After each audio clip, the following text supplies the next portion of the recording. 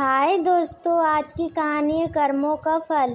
इस कहानी में आपको पता चलेगा कि बुरी आत्माओं को कैसे उनके बुरे कर्मों का फल मिलता है। चलिए कहानी शुरू करते हैं।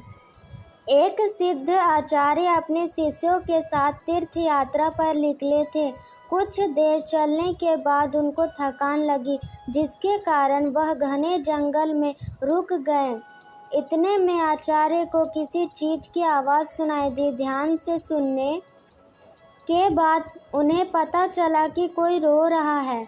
उन्होंने शिष्यों को बोला कि यह आवाज़ कहाँ से आ रही है, पता लगाओ। शिष्यों को कुछ समझ नहीं आ रहा था, क्योंकि उन्हें कोई भी आवाज़ सुनाई नहीं दे रही थी। फिर भी गुरु के आदेश के अनुसार थोड़ी देर जाकर देखे, पर वहाँ पर कुछ भी नहीं था और वहाँ पर न कुछ सुनाई दे रहा था न दिखाई।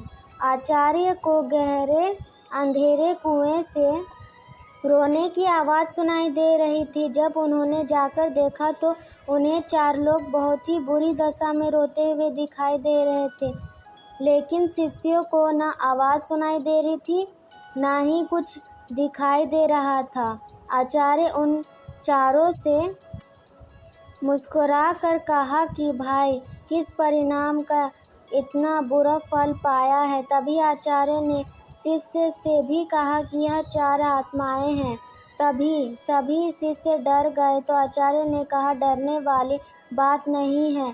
इन्होंने जो कर्म किया है, इसके कारण आज के समय में ये सबसे बड़े दुर्बल हैं। तब शिष्य ने पूछा कि यह किस कर्म का बुरा फल भुगत रहे हैं। तब उन्होंने कहा कि मेरा नाम स्वामी था और मैं एक ब्राह्मण था। मैं भिक्षा मांगता था, लेकिन उसको भोग विलास में खर्च करता था। दूसरे ने कहा कि मेरा नाम काजी था। मैं अपनी शक्ति का दुरुपयोग करता था और गरीबों पर अत्याचार करता था।